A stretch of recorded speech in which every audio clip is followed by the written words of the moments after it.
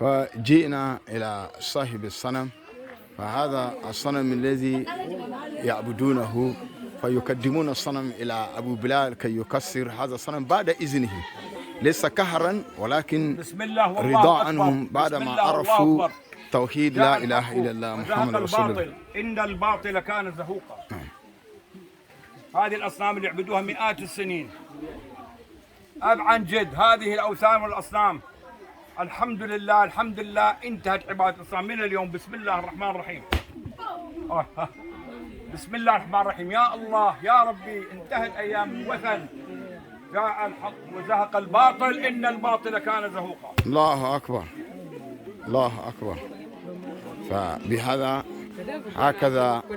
هكذا يكسر أبو بلال الصنام. لا حول ولا قوة إلا بالله. ما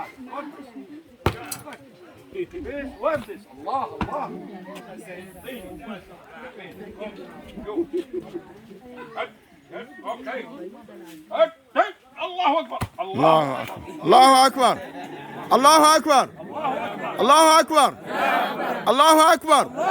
لا إله إلا الله لا إله إلا الله لا إله إلا الله.